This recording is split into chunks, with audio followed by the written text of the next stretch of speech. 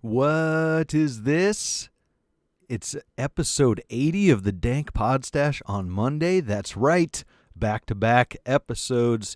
Yesterday was episode 79 with Mike Shipley. Today is a combo episode with the Lucid Truth and Isaac Lindenberger. This episode was fantastic to record. You guys are going to love it. So before we jump in, check out our sponsor, Anarchy Lifting. The Dank Pod-Stash is now officially sponsored by Anarchy Lifting. It's time to get hashtag Boogaloo ready and in fighting shape. Greg Papanikolaou is going to get you there with personalized meal plans, training, group support, and tons of amazing fitness and motivational resources and knowledge, including the Project Sparta Facebook group. You can go to anarchyliftingcoach.com and learn more about Greg's work. When you're ready to get signed up and get fit, go to gregpapanikolaou.clickfunnels.com/opt-in and get started on your path to health. I know that's a mouthful, but remember, the links are in the description, and Greg is going to be tightening up that URL, and I'll let you know as soon as that happens. So get up and start learning, drilling, and training. You know, one of the most important parts of prepping, drilling, Boogaloo, no matter what, is your physical health. Get to anarchyliftingcoach.com now and get after it. We also have a special offer for our listeners from friend of the show, author and content creator Shane Radliff of Liberty Under Attack Publications. You can take 10% off your order by using coupon code DANK10. Just go to libertyunderattack.com. They have books focusing on self-liberation, freedom strategies, solutions, and more. Current books include Hashtag Agora, Second Realm Book on Strategy, Ben Stone's Sedition, Subversion, and Sabotage, and Shane's very own Vanu, A Strategy for Self-Liberation. They also offer assistance to new authors throughout the publishing process, including editing, proofreading, formatting for Kindle and paperback, and full-service audiobook production. That's Liberty Under Attack Publications. Share your story, find your freedom. Special shout-out to Voluntary Apothecary. Voluntary Apothecary was kind enough to send me a sample care package full of yeah, you heard that right, full of awesome beard care products, including beard oil, mustache wax, combs, and more. You can check out their amazing products at tashtamer.com and voluntaryapothecary.com. Be sure to check the episode description for those links. All right, enough stumbling over words in the intro. Let's get to the episode. It's fantastic. Enemy of the state. An enemy of the state. Enemy of the state. Dank Pod-Stash. You're listening to Enemy of the State's Dank Pod-Stash. Check out thedankpodstash.com to find every episode of the Dank Pod-Stash, links to support the show via our BitBacker and Patreon, Dank Pod-Stash merchandise, and much more. If you'd like to advertise on the Dank Pod-Stash, email us at dankpodstash@gmail.com.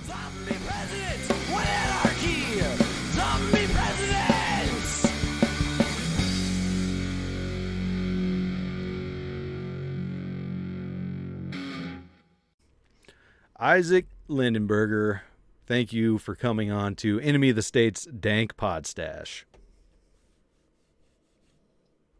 Thanks for having me. I'm happy to be here. Hell yeah. And Nick Irwin, thank you for coming on the Lucid Truth. I'm stoked, man. Look, we've been trying to get this together for a bit. I'm excited. Yes, I'm excited as well. So, where to start? I think we should just start with the elephant in the room and just go right into the pandemic, because that's pretty much what's on everyone's mind right now. Sure. Yeah. I'm going to let you shoot the first question off. Okay, so where do you think the balance is between taking the virus seriously and also preventing the erosion of civil liberties? Because I think there's a balance there, but it can be hard to find. Yeah, it's definitely hard to find. And people are holding some pretty extreme one way or the other positions, and I don't really understand why you can't care about two things at once. Like, if you're concerned about your civil liberties, why do you have to think that the virus is a hoax? All I know in my personal experience where I'm at is that I've heard, and I'm pretty far out in the country too, so it's not just like in a city. But out in the country, the little local grocery store, we've had 2 people test positive, and they announced that. And I don't have any reason to believe the fucking deep state or something like that is coming in telling my local podunk grocery store, hey, you better tell people you're infected even though this virus is fake. I think it's reasonable to be aware that it can hurt people, whether or not it's you, and to take that into consideration with your actions. And anything beyond your responsible actions is fine to be resisted, as far as I'm concerned, if it's coming from the state. Because we know they take whatever they can get and they run with it. You give them an inch, they'll take a mile. And another interesting thing, I want to say, was it Jason Osborne, I think, on Facebook? I want to give him credit because I saw someone make a picture, put his picture with his quote, and it was something about how many people have to die before you give up your liberty, and it's all of them. And I was thinking about that in regards to people being ridiculous about their reaction to all this. And I applied it to the argument for, I guess, gun rights. And there's a hilarious meme of someone shouting at the sky. It's like, how many children have to die before you give up your guns? And an angel comes down and gives them a little note that says, all of them, and then flips them off as she's flying back up to heaven. And so, I'm not giving up anything willingly to the government, but I'm also willing to be responsible with my health and the health of others if I can. Yeah, I think that's a good balance. It's hard to... The government in these situations wants to step in because it wants to show that it is handling things and that we can give all of our trust and power to the government because they will take care of situations. Mm-hmm. And the focus is on the government handling it and not individuals. Right. And so that's part of the problem, because if you focus on individuals being able to handle this issue successfully, then you empower them to behave responsibly and to engage in practices that they need to be behaving in. Now it's like, oh, the government wants me to stay at home? Well, I'm going to go fucking have a grill out party. Mm-hmm. Now there's all of these protests with over 1,000 people, like the ones being hosted in other states, where those wouldn't be happening if the government wasn't stepping in and trying to take this as a power grab, and people are rightfully opposed to that. Right. So they're actually creating part of the problem when it comes to stepping in to manage the answer. And it's like 9/11. Did they give us back those temporary restrictions on liberty? No. To deal when they dealt with that crisis? I don't think so. No, you're absolutely right. And I deal in memes, so a lot of stuff makes me think of memes, and it's a little angry penguin. When the government tells me to do something for my own safety. Well, now I'm not doing it. And, the government tells people not to fucking kill each other either. And no anarchist is running around calling other anarchists statists for not killing people just because the government says not to. It's just, I don't know. There's a difference between protecting yourself and your liberties and just being contrarian for the sake of being contrarian. Yeah, John Vibes did a good special on this he was talking about this, where he was saying, if the government were to tell you to not brush your teeth, half the times I think some of you wouldn't, because it's just doing the opposite of what your enemy tells you to do, which isn't critical thinking. And honestly, John Vibes has been covering this since December, and he's saying that the media is underplaying the severity of this virus, which, considering how much they're covering it, blew my mind. I was like, wait a second. Don't you think maybe they're exaggerating things? But he seems to think they're underplaying it. I think that's an interesting perspective.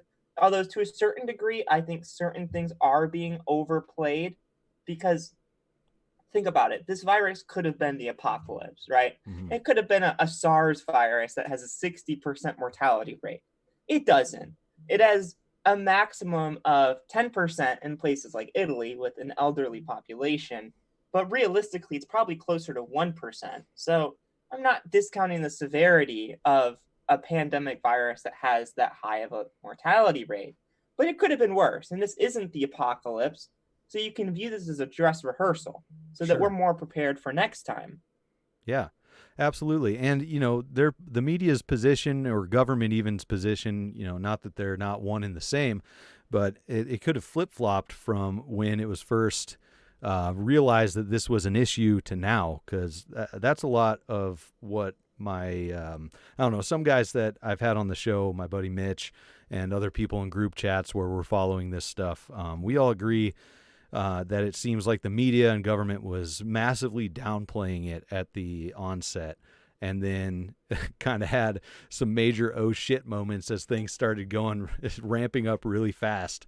And then, the hype and everything takes front and center. So they're overhyping for the point of making themselves look like the heroes, but who knows? I was into it pretty deep as far as the numbers and watching how government is handling it and media is portraying it for a while, and I just got so sick of it being online for so long. And then I inherited a flock of chickens, so I've been putting my time into that, and honestly just trying to stay off social media as much as possible, other than just trying to see what's happening day to day, anything that I should be aware of, that kind of stuff concerning all of this stuff. And that's kind of, we mentioned before, maybe we're going to talk about solutions or things to be doing right now. And chickens are a thing that most everybody can be doing if you have a little bit of space. And I've been enjoying preserving my mental health that way. But yeah, I don't know. What do you think about if the media is downplaying it or if they're hyping it? Where are you at on that? I think that they're doing a little bit of both when it comes to the mortality rate. At least a lot of people are saying it's a little higher than I think it is. Based on South Korea's numbers, South Korea has been doing the most aggressive testing for the longest period of time, because South Korea dealt with MERS and SARS. So they've already dealt with coronavirus infectious diseases that we haven't had to deal with in the US. So they're more prepared for this, and they realize how serious it is. So they've been testing militantly. And their death rate's about 0.6%. So that's far less than people are saying it is. However, it's still 6 times worse than the flu. So comparisons to influenza, I think, are dishonest, because it seems like no matter how you look at it, this thing is worse than the flu. But it's not maybe as bad as people are saying it is. So I think that people need to keep a positive perspective, because a lot of the narrative surrounding this pandemic is disempowering. We don't want people to be disempowered. We want them to be inspired, because panic is bad. It leads to more people going to the hospitals who don't need to be there. It leads to overcrowding the medical system. And if you think about daylight savings time, just setting the clock back an hour leads to an increase in heart attacks the next day. Just that little bit of stress. I get that. This is a collective cortisol release. Yep. Yeah, we can't send Xanax to everyone's house now. Although I'm sure the company that makes it would love to do that. So we have to be inspiring people in a way that doesn't lead to this universal anxiety that creates more psychological problems than we're really ready to deal with, nor want to deal with. Okay, so you got into some specific numbers there, and that's something that a lot of people in the anarchist and libertarian communities are questioning really hard, and in some cases being ridiculous about. All numbers are fake because they come from the government is something that a lot of people are saying. Do you have a perspective on that, of what numbers are actually from government, if it's, say, a government-funded study, and if those numbers should be trusted, or do you only trust independent sources? Because that's something I'm not really into, and I believe you work at least closely with at a university in a scientific field, right? So you would have a better perspective on this than I would. Yeah, I have talked to 2 people on my podcast who are qualified on this topic. The first is Paul Offit, who's an expert in infectious diseases. He's pretty much well known for being a vaccine advocate. And he is going out there saying that our draconian measures are too far. So that's really surprising, because he seems to be someone who's kind of like the same as the establishment. You think establishment science when it comes to vaccines, people think of Paul Offit. And he's going out there saying we're taking this thing too seriously and we're being draconian about it. Not to say the virus isn't real. So that's interesting. But more specifically, when it comes to the 0.6, That's from Amash Al-Dahaji. He is a infectious diseases expert from Johns Hopkins University. And I got the 0.6 figure from him. And I trust him because he is someone who focuses on the worst pandemics possible. Like I was saying earlier, like a 60% mortality rate that basically ends the world. This is not that virus. So he's studying this in the light of, well, this could be way worse. Now, it makes sense that he's doing this positively because it's not the end-all doom virus, right? So it's kind of unfortunate when this is so serious that that's the lens you have to take to view it in a positive light. But still, he's not fear-mongering. He's not taking it out of proportion. And he's still taking it seriously because that's still worse than influenza. So I trust that assessment because it's from an independent university's perspective, from a leading scientist from that field. So I personally trust the university research level more than the state level. Mm-hmm. So Johns Hopkins, I'm going to trust more than the CDC. I'm going to trust more than a politician. That's one of the highest standards of truth, in my opinion, because it's peer-reviewed and it's critically assessed by independent sources. It's not able to be flexed just because it comes from a source of authority, because it can't. That's not how the scientific process works. If you claim to be an authority on something and you can't back it up, well, you're just kind of a joke in the academic world. Sure. Yeah, that's good. Because, I don't know, that's something that it's really interesting to watch the conversations around that. Because it's pretty extreme on both ends. It's at least what we see on social media pretty often. I'm pretty sure you see it too. It's either completely trust anything that comes from any scientist or don't trust anything that comes from any scientist because the government is telling them what to do. And it's just like how people are treating this whole situation. It's one or the other. I just don't understand why there's no middle ground in any of this. It's extremely frustrating. It's just like you were saying, mass loss of reason and stress levels after something like the daylight saving time shift.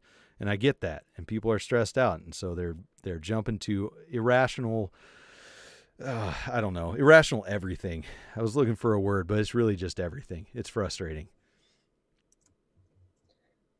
Yeah, it's honestly crazy. It's insane to see someone like Dr. Offit be so criticized by the establishment because they're like, Paul, you're not agreeing with how serious this virus is, because he's just trying to say the economic impact is going to be serious.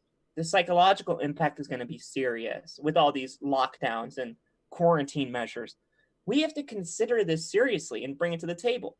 And since he's not like 100%, lockdown mode, pandemic, take away everyone's freedoms, people are mad at him. But it's like, dude, he's just trying to speak to a real part of this conversation. So it's like if you don't become extreme on one side or the other, you're going to be demonized by the side you're not on completely. And it's like, it's very toxic. Well, and he's right for focusing on the economic and psychological impact, because we're already seeing people kill not only themselves, but their partners or people around them from irrational thought, from being stressed out. And it's really sad. But I get it, being locked in, losing your job, being told you're non-essential, all kinds of stuff. That'll definitely bring you down. And some people are not, a lot of people are not equipped to handle such large events that cause so much depression. I mean, we're a nation of people away just one paycheck away from poverty, paycheck to paycheck. It's the majority of people. And that's a stress that's with you every day. And then that's gone. And so the stress is multiplied or however many-fold. And it's just like, what do I do? And then you don't know if you're sick or your spouse is sick and if you're going to survive it because you don't have any money to go to the hospital. And that's what ends up happening. And then the other thing, people losing massive amounts of money due to money printer go brrr at the Federal Reserve. you know, it's just Right. it's wild. And that's something I'm keeping an eye on too, because I've always thought that an economic collapse is the most likely scenario for shit hits the fan in the U.S. And so I want to see when that dollar is going to tank, hyperinflation, all that, and be prepared for it. And even before I thought that was a reality in the near future, that's something I've been working towards with my wife for a long time, is getting off grid, homesteading, and away from people, imposing my own quarantine just because in general I don't like to be around people a whole lot. So I know a lot of people Right. are stressed out because they're trying to have to cram all this learning and preparedness into one small time period with this going on. Plus now you can't be around other people or go around other you know, your business might be closed, anything, if the state's mandated that stuff, or else you risk their thugs coming after you, finding you, whatever. But now's as good a time as any to start preparing reasonably and be ready for that eventuality, because it's going to get wild if that happens. Yeah, it is. It real quick. So the universities are actually against the government for the most part when it comes to this, because they are against the word for it is a cordon sanitaire, which is, it's not a quarantine, right? We are not under quarantine. A quarantine is where sick people are locked up, right? Healthy people are being told to stay at home as well. That's a cordon sanitaire. That is something that universities are saying is extreme. And Amesh himself, who, you know, he's John Hopkins, he's saying that the government's taking this too far. And that's across a lot of the academic spectrum. So I think it's cool that universities are seeing through the government's attempt to power grab this situation. Sure. But when it comes to the economic side of things, I was talking to this with Sterling Lujan. He was talking about how cryptocurrency, if the dollar collapses, could be a viable alternative. And he was saying something about these mesh networks to where it can still work if the internet gets shut down. And you can still trade Bitcoin. So I imagine the value of cryptocurrency would go up if the dollar collapsed, although I'm not totally familiar with how cryptocurrency works. But he's more experienced with that field, and he seems like it's a viable alternative in the face of an economic impact. And also he noted that self-reliance is becoming more appreciated. And so hopefully once we come out of this, people will be more reliant on themselves and not the state for basic necessities and needs and that kind of thing. Yeah, self-reliance is coming about big time. I don't think it's coming about very reasonably. Once again, there's that word, unreasonable. If you look at the panic buying of chickens, for example, their chicks are sold out everywhere, all your local stores. I think even a lot of the people who ship chicks via mail are sold out. And it's because people are freaking out and they want to have eggs in their backyard, because a lot of grocery stores are either out of eggs or charging really high prices for eggs to avoid people hoarding and whatnot. And it's not being done very well. So I'm a little skeptical about self-reliance versus panicking and trying to be self-reliance. I mean, I get that the sentiment is there, but being self-reliant takes a lot of study and practice, and not just panic buying chickens.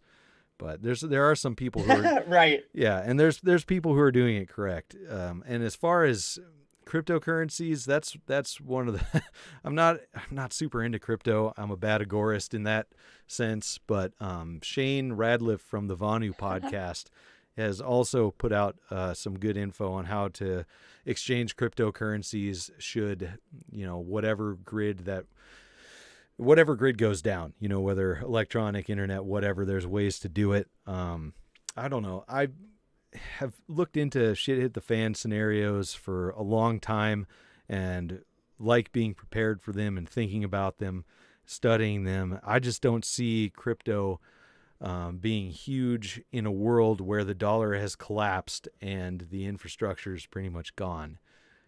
You're not going to go out to, you know, places like where I am, more rural areas where people have beef cattle, chickens, you know, dairy goats, all that stuff. People are pretty much homesteading, and say you have some crypto and you don't have any of that stuff you need to eat. I don't think any farmer's going to trade you crypto for a side of beef or a dozen eggs or something like that. It might work if you have That's fair. a network going in a more like in a city center or something. But then what do you have to trade? I'm more on board with gold and silver in easily parsed up denominations, specifically junk silver coins. I think that's a really smart thing to do. But now, everybody's panic buying gold and silver as well. So be careful and research if anybody's going to be running out to buy gold and silver right now, that you're not getting taken for a ride. I can see how they would make the prices a little bit above spot for people who aren't aware of the traditional prices. Yeah, quite a bit above spot in some cases. And Facebook especially, you see the ads for a lot of disaster scenario kits or gold and silver or masks, all kinds of stuff that they're trying to push for people to buy so they can make a quick buck. And it's usually all scams. So even better than looking on Facebook or even online is see if you can find people to trade locally. Because if somebody's hoarded up a bunch of gold and silver and they're dumb enough to tell everyone else that they're hoarding it, that's a bad idea, by the way. Don't do that. If you know that, see if you have something you can trade them, Right. Yeah, I was wondering about gold and silver. I'm glad you brought that up because it seems like it's definitely more certain in terms of will hold value compared to cryptocurrency, where it seems like it's somewhat matched to the dollar. Mm-hmm. Like, you saw the whole Dow fell and cryptocurrency fell along with it. Right.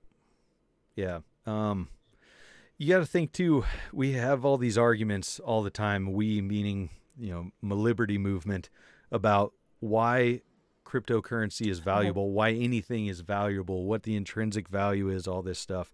And sure, that's great in our group of, I don't know how many thousands of people, but it's not a whole lot compared to the rest of the United States around us. You can argue that till your face is blue when you're trying to trade it with somebody for something to eat or some ammo, and they're not going to care because they're not interested in it. You got to find what people want. Right. Right, that's definitely true. Speaking of the chickens thing, where you said everyone's going to buy chickens, do you know why the toilet paper was running out so much? There's actually a reason. Oh, I didn't know there was an actual settled upon reason. I just thought people were being ridiculous and somebody put that out there. Dude, this is crazy. So this is actually from Operation Mockingbird. Oh, this geez. is a market strategy that's been calculated by the state. So this is their intention. If you announce that food's almost gone, right, everyone's going to go buy all the meat and Sure. the milk and the perishable valuable goods, and that's all going to be gone. So if you want people to be prepared for a pandemic where you're getting ready to close things down, right, and that's what you want to do, announce a non-essentials running out, like toilet paper. Everyone will go buy toilet paper and grab a little bit of meat and stuff while they're at the store. That way, all the valuables don't run out, and the toilet paper is all people are freaking out about, which isn't that serious. So It's actually a strategy. It's pretty crazy. That is a pretty crazy strategy because there's so many options outside of toilet paper, even if you don't live in a country setting where you have like mullein plants and things like that can be used to wipe with. Cloth toilet paper existed for quite a long time before your standard toilet tissue existed. People found ways to do it, and Right. at least semi-safely and with decent sanitation. So that's interesting. That makes sense because when I was shoring up my preps that I have, just getting some extras here and there, because you go through them and cycle them through as far as food and medicine and whatnot. It was a few weeks before the panic buying started, and I was just kind of looking around to see if any of the other preppers had hit the shelves. There was still toilet paper, although it was definitely depleted more than usual. And then the stuff that preppers would hit, the canned goods, the non-perishables, all that stuff, you could see the hit there as well. But everything else was relatively normal. So I can see that in action. That worked. Yeah, I definitely thought that was an interesting strategy. It's especially interesting that it has historical precedence. So I was like, man, that it seemed like it was just like ridiculous nonsense, and you never know what's actually planned out. Yeah, it's really wild. And I think people were spotting that from the beginning. You can't eat toilet paper? Why are you buying all the toilet paper? The other thing that was weird to me Right. was because it's really strange because Washington was, I think, wasn't Washington State leading in cases before New York took that major jump up? Either way, it was Yeah. one of the worst ones. And things don't seem that different here. Of course, the toilet paper is gone from the shelves. There's still plenty of people, if not more traffic out on the streets because people aren't at work. And the stores aren't cleaned out of perishables, more non-perishables than anything. But even then, not fully cleaned out. It's just wild. I don't know why that is. You're in Washington? Yeah, I'm in Eastern Washington. That's interesting. That makes sense. I haven't actually considered that more people will be outside because they're not at work. That seems glaringly obvious. Well, there are more people outside getting arrested now too, like that paddleboarder who was out paddleboarding by himself, and he got arrested, and God. he was practicing some pretty insane social distancing, hundreds if not thousands of feet, until they brought out the chopper and the cops and the boat to arrest him and get real close to him and handcuff him, and then people going and hiking on trails and whatnot. Yeah, it's weird. that's the kind of thing the universities are like saying is bullshit, because it's like it's just a show of power for the state to say we've got this under control. Obviously, that's not actually doing anyone any good. Right. Well, and I'm glad to see people going outside and doing activities like hiking or kayaking and stuff like that, because I see that here. And a regular drive I make, I go by, I guess it's a state, the state built a parking lot where you can park your cars and take your kayaks off and go down and hike by the river or canoe or whatever. And it's closed. And it's like, why is that closed? There's a small parking lot, so you're not going to get hundreds of people coming in here and jamming together and hiking, because who likes to hike shoulder to shoulder with strangers anyways? But it's nice to see that cars are just parking Right. alongside the closed gate or alongside the road and doing it anyways. I was just hoping not to see any tickets on their vehicles for that. So. Oh, good. Did you see any? I didn't see any driving by, but I didn't stop to look either because it's just a small 2-lane road. So. Fair enough. So, okay, I've got an interesting philosophical question for you that ties pretty neatly into this whole conversation. Oh, boy. Okay, here it is. So it has to do with the difference. This is actually a pretty standard thought experiment. It has to do between the difference with Kantian moral imperative and utilitarianism. So that's like the difference there. Okay. So if you go into a hospital and there are 5 patients that need your organs, should the doctor kill you against your will to save 5 people? The Kantian ethic would say no, because it's wrong to kill people. But the utilitarian argument, in theory, would say yes, because it saves the most number of lives, so it does the most good. So what's your take? Definitely not utilitarian. No, that sounds Right. pretty fascist to me. Fuck that. That's the whole the whole greater good thing, and we've seen how that turns out. Exactly. Okay, so here's how this ties in well. So my argument, utilitarianism is the argument that we want to do the thing that results in the net best good for everyone, right? Mm-hmm. The actual truth of the matter is not making sure the doctor doesn't kill you is actually utilitarian, even though most people would say it's Kantian. And the reason is because we don't want to live in a kind of world where I can get slaughtered at my monthly checkup in the name of humanitarianism. Mm-hmm. You know what I mean? We don't want to live in a society where I'm just going to go get a checkup and I'm dead to save 5 lives. That's not the world we want to live in. Right. So in a sense, that's still utilitarianism, because it's still thinking about the end result benefit for everyone involved. And so if we think about that topic, right, we don't want one person to be dead to save 5 lives, because it's not the world we want. In the same sense, we don't want a government lockdown that's going to threaten you with execution if you leave your house, even if it does result in more lives saved. Now, we want to do everything we can voluntarily to contribute to solutions that will save lives. But we don't want to give the government authorities that they won't return, that will make the world a worse place for everyone, even if it does result in some lives saved. Because we don't want to trade saving some lives for a worse world for everyone to exist in. At least in my perspective, we should still do everything in our power to voluntarily save these lives and take appropriate responsible measures.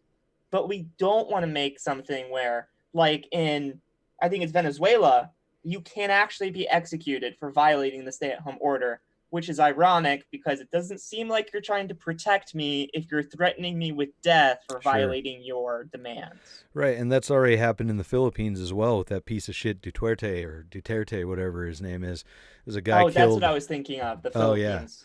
Yeah, a man was killed for refusing to wear a mask right outside of his home. So that already has. When did that happen? Yesterday or the day before is when I saw the news story on that. What, dude? That's insane. Exactly. See, that's the kind of thing I'm talking about. We don't want to live in that kind of world. So it's like that thought experiment where no, the doctor should not kill you to save 5 lives. It's a good example to show the problem with that line of thinking and judgment, I think. Sure. Well, and I was thinking, would I personally, if I was given the option, if I went in, like you said, for the monthly checkup and found that 5 people needed organs that I had that they could use, would I give up my life for them? And I'm like, probably the fuck not, because I don't know them, and that made me think about your right. evaluation, your subjective value of people around you and whatnot. And that's not being a dick either, I don't think, is to refuse to do that at all. It's the saying that, anarchists and libertarians and even people who aren't anarchists and libertarians, patriots, whatever you want to call them, love. I'd rather live on my knees or on my feet than die on my knees. So we need to keep that streak of rebelliousness and still be responsible and keep voluntary interaction in mind. Right, exactly, because there is a balance to be found there. And honestly, I don't think I would either. Now, if it's 5 of my friends or family, maybe there's room for discussion. Sure. Yeah. But when it comes to 5 strangers, I'm a little more, I don't know who these people are, For all I know, they could be terrible people. Right. And it's better for me to live instead of them. I mean, it's possible. So sure. It's definitely hard too, because when you encourage voluntary action, people associate you with approving with the measures that the state is taking. And it's like, no, we're not approving of the state and its mandates. We're just saying that let's say there's no state at all, right? I would still be suggesting this if there was no government, because that's how voluntarism works. These social pressures are realized, they're conceptualized, and then they're voluntarily integrated and understood. And so that's how we would lead change in a society without government. Good ideas that spread in the form of a light bulb and not a rifle. Right. Yeah, I couldn't have said it better myself. Thinking about the thought experiment again reminded me of what people are calling quarantine Karens and all these snitches who are calling to report people for being out doing whatever, price gouging, even in one of the, once again, back to chickens, even in one of the chicken groups on Facebook that I'm in, someone was talking about price gouging on eggs at Walmart. Report them, were all the comments. And these are the kinds of people that would make the decision for you if they were allowed to at the doctor's office or whatever. Like, oh, this guy, and it's just a Karen in the waiting room, right? Yeah, you have organs that those guys can use. Yeah, kill him. Do that. That's the opposition you're here. right. You're so right. That's what we're facing right now. That's And such a good point. I don't know how to combat that or convince them otherwise. Convince them that they're being a piece of shit, because you can't tell them they're being a piece of shit or else they're going to push back. But I dropped a comment explaining, I guess, price gouging, for lack of a better term, and how that's being used to keep people from hoarding it, and so that you can buy eggs at $12 a dozen versus someone buying all 6 cartons for $2 a dozen. And it's either ignored or angry reacted or something like that. I don't know how to get through to these people. That's interesting. Maybe it's possible you could paint a picture of how dystopian giving that Karen in the waiting room authority over somebody else's sovereignty would be. Because it's just like the scene of a horror movie in my mind. Like, Sure. Who wants to live in a society like that? But it seems like some people actually do. So you have to, sometimes it's hard to strategically cater to somebody else's interest that you don't share. Right. But it's possible if you can effectively empathize with their position. Sometimes it's just very difficult, especially when it's drastically different. Right. Well, it's the same. It's kind of the same situation when you explain to them, I want to be able to make my own decisions, and you are certainly free to have somebody make your decisions for you as long as it doesn't affect me. And for some reason that scares people into thinking that, well, if they're over there making their own decisions and someone's telling me what to do, that's going to hurt my security. And as I'm saying it, it doesn't make any fucking sense, because it doesn't make any sense. I just can't put that thought process together. Can you repeat that actually? So giving somebody else authority over somebody else voluntarily doesn't affect your liberty? It's like the idea of, let's say, it came up in a Boogaloo debate that we had on my show, and the question was, are you forcing, and like I said, it's hard to explain because it doesn't make a lot of sense. Are you enforcing your will onto other people by overthrowing the government? And the answer that I agree with is no, because I'm forcing the government to leave me alone, and then the people who want government can go do that as long as they leave me alone. I see. I was actually thinking about this last night, which that's funny you bring that up. I see what you're saying now. I was thinking government is to a degree voluntary to the people who believe in government and vote. And here's my point. Like, let's say there's a tax for a local rec center, right? And people vote for the levy. Well, the people that voted for the levy voluntarily appropriate some of their income towards the project that they voted to be taxed for. Now, however, the problem is the people who voted no are also taxed. So that's the biggest issue. That's coercion. So what if we could convince the government to give us an opt-out where we can form our own voluntary society apart from the government, kind of like the Amish or a group of religious people, but for anarchists and voluntarists, who we can start our own society parallel to them. And then we don't have to destroy them. Then we can compete with them. Then everyone can see we do things better. Then we'll appropriate more power. And then eventually we'll have the whole new world. It seems like maybe that's the degree to go. Well, that's the dream for the path of peace, for sure. I think the main thing that's stopping that is government seeing the writing on the wall, knowing that if there's a better product even proposed, they're not going to let that fly. That's why it's not going to happen. Plus, all the things that government forces or that funds with forcefully taken money from people who even voted no, or people who refused to vote, whatever. They want that money, and they're not going to stop taking as much as they are now. They're going to keep taking more. That's the only reason I've drifted over to the idea of a Boogaloo, and I'm not talking about getting people together and marching on DC with guns blazing, because I don't think that's how a Boogaloo would ever work or has ever worked, because there have been other Boogaloos, the American Revolution, the Viet Cong against the U.S. soldiers, IRA, all kinds of different stuff. The fight is brought to the people who don't want to be bothered by government, but it's brought to the people who want to be left alone. So that's why I would imagine that trying to get the government to leave us alone won't work, because we see exactly what they do to everyone who wants to be left alone. Okay, I think you have a good point, especially when you think about seasteading.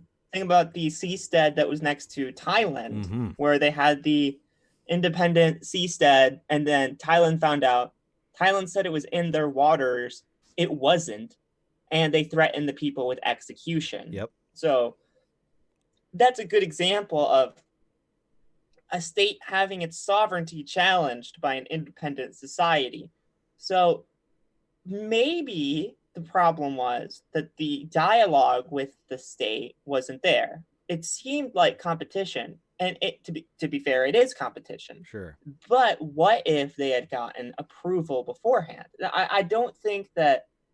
I understand the thing where it's like, I don't want approval by the state to fight the state. It just seems rather ironic, but maybe it has the potential to be more effective. I really think startup societies, seasteads maybe next to the United States instead of a government like Thailand, or maybe a different government other than the United States. I still think startup societies and seasteads and that kind of idea, like the Free State Project in New Hampshire, those things still have a chance of working. And I think that they would gather more public support more readily than anything that had any association with violence. And that's just a personal preference. I hope that's true. Maybe it's not. It's what I'd like to believe. So that's kind of where I want the direction of my personal philosophy of anarchism to go, because it seems like overall, this kind of peaceful society is more like a vision than it is a standard economic philosophy. Like, it still is that, but overall, it's like a dream world. Like, what do we want the world to be? What kind of world do we want to live in? So if we can make that happen through some of those channels, I still feel like there's a little more prodding to occur before we can absolutely say those techniques won't work, because they're just starting to be explored. Although, to be fair, with things like Thailand, it can look a little dismal at times. So I'm pessimistic to a degree and optimistic in others. Well, let's be careful of what we were talking about at the beginning of this, and that's falling into one extreme or the other as far as sides of, defensive violence or bargaining or approval or what have you. It can be both, and there's always room for dialogue and working non-violently to solve it. So there's something that sticks out to me when we're talking about how to, what do I want to say? How to hold yourself, how to present yourself when it comes to dealings with the state in order to gain your freedom. And I know a ton of people who really don't like Jordan Peterson, but I like some of his stuff quite a bit. And it reminds me of one of his quotes that I'll read real quick. I had to look it up on my phone. If you're harmless, you're not virtuous. You're just harmless. You're like a rabbit. A rabbit isn't virtuous. It just can't do anything except get eaten. That's not virtuous. If you're a monster and you don't act monstrously, then you're virtuous. So if we want to have these dialogues with the state, as far as getting approval to start separate societies, voluntary societies, where they won't fuck with us, you kind of also have to show them that you won't be fucked with. Yeah, that's a good point. It's kind of like that Bundy guy, Ammon Bundy. Ammon Bundy, yeah, his name? In You know what I'm Idaho talking with the Easter gathering that he wants to do. Yeah, and his last standoff against the government too. So to a degree, I can see your point when it comes to, and maybe there is a balance between having the tools to defend yourself, but trying not to. Exactly. In the sense of trying to use violence as a last defense mechanism of that kind of like, yes, we will use this if we have to, but we don't want it to come to this. And that is virtuous. And I personally like Jordan Peterson too. I have my disagreements with him, but I like some of his stuff. And what he's saying when it comes to the power thing is, yeah, if you're powerless, then you're not really good. You just can't do anything. But if you have the power and you refrain from using it, that's virtue. Mm-hmm. And so it's good to show the power and show that you can use it, but use it only when is absolutely necessary, and try to find the peaceful solutions first. And so to that extent, I can definitely agree with the core philosophy. So I do think you're right when it comes to finding a balance between both of those things, because it's not necessarily exclusively one or the other. You can incorporate both ideologies in a intelligent way that doesn't really take away one or the other. You can kind of combine them both, and that might give you the best chance for positive results. Yeah, I think so. And if you find dealing with the state in any way distasteful, there's always agorism. There's building those black and gray markets and really getting the word out there of a better product, showing a better product right now. It's riskier, and you don't have to talk to the state, and it can also be revolutionary in more than one way. Yeah, I don't know. I'm really cynical when it comes to bargaining with the state for this stuff. So it's hard for me to wrap my head around that. But I think your response to my last statement there was excellent. I think there's a middle ground as well. Yeah, and I also hope we can find it together, because I feel like when it comes to people who have differentiating philosophies on what to do and what they believe, a lot of times it becomes a toxic us versus them mentality. And you see that all over the internet. Mm-hmm. Unless people are worried about cooperation and finding the truth in another person's ideas, because even if you disagree with someone, they believe what they're saying for a reason. And even if what they're saying isn't completely true, you can at least extract portions of truth out of it. And if you can find the good in what someone who you're disagreeing with is saying, you can potentially use that to better your own position. And if you have that attitude, you're more likely to get along with them and cooperate. Sure.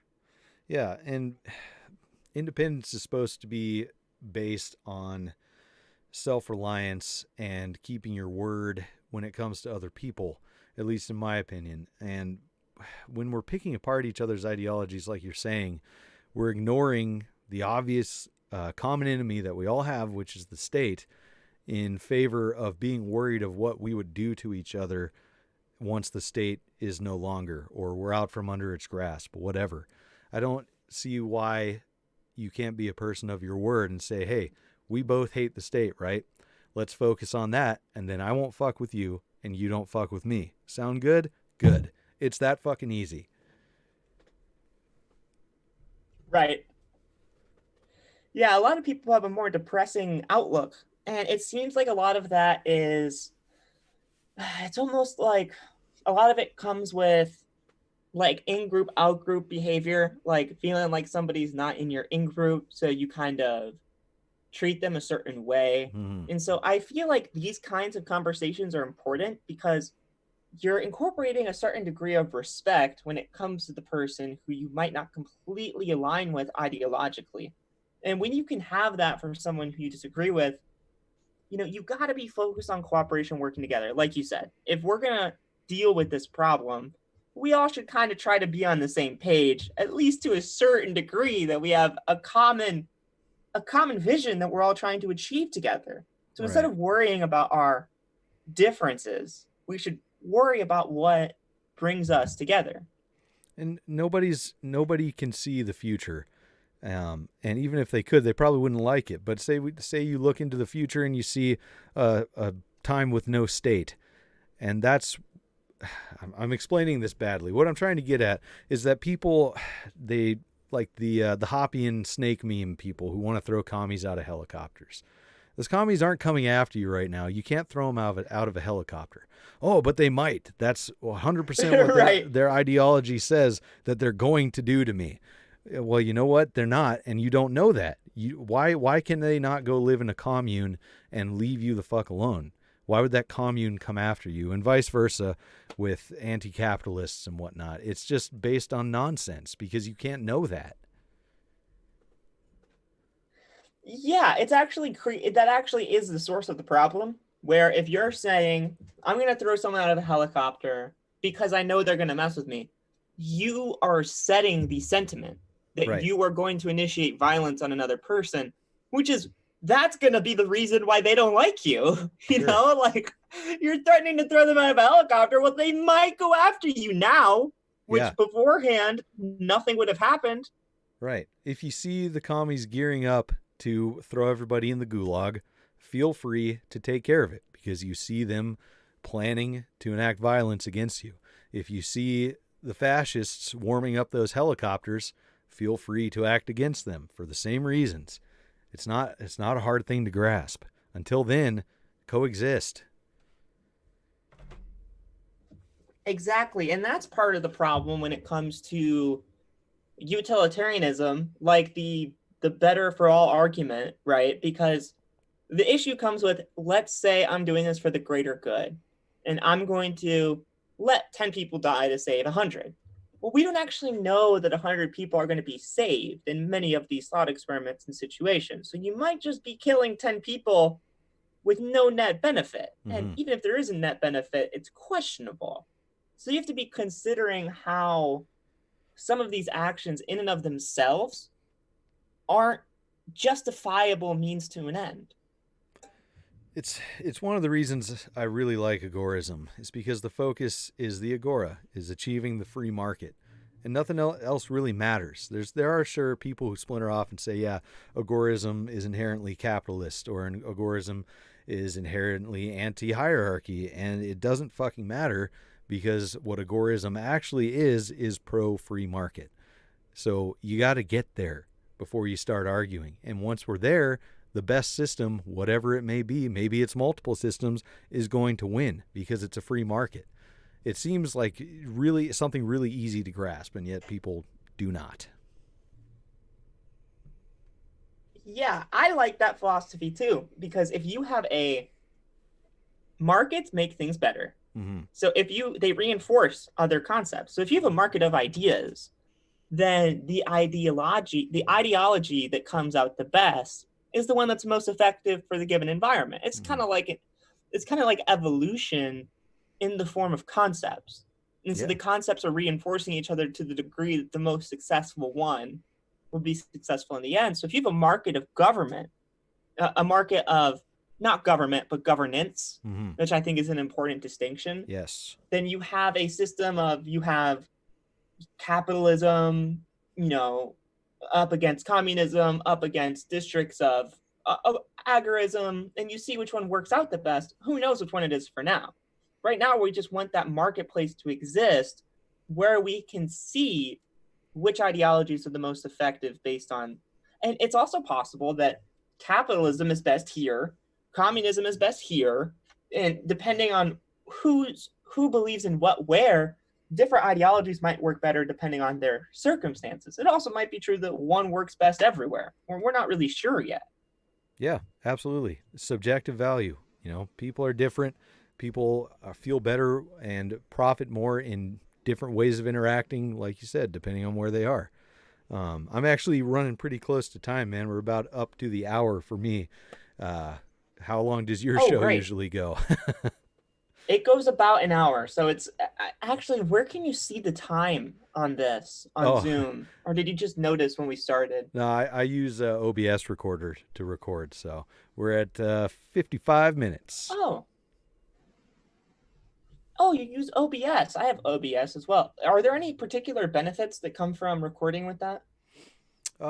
Yeah, you can put graphics on, I don't know, a whole bunch of stuff, but let's sign off the show and then we'll get into that. Okay, great. Let's do that. So Let's see. You can go ahead and start. Well, I'm not super formal when it comes to this stuff. I'm just stoked to have had such an awesome conversation and looking forward to next time. Also, remind people who are listening to Enemy of the State's Dank Pod-Stash, if you're a patron, we'll be hanging around for another 5 or 10 minutes after this recording, and you can become a patron and check that out at at the website, which will be in the comments, or sorry, the description. So however you sign out, go for it, man. I agree. I thought that was an excellent conversation as well. I was glad to get some of your input when it comes to some of the agorism aspect of this, because I feel like it's not being empathized well. And so I feel like it's important to bring to this discussion, because agorism is really about solutions. And so right now is a time where people are looking for solutions. So I'm glad that we're able to bring some of those to light, because they are there to be seen. Absolutely. Absolutely. Awesome. That was awesome. Yeah. Thanks for listening, everybody. Total freedom, no exceptions. Great. That was a great ending. Cool. Enemy of the State's Dank Pod-Stash is sponsored by Anarchy Lifting. Go to anarchyliftingcoaching.com to learn more.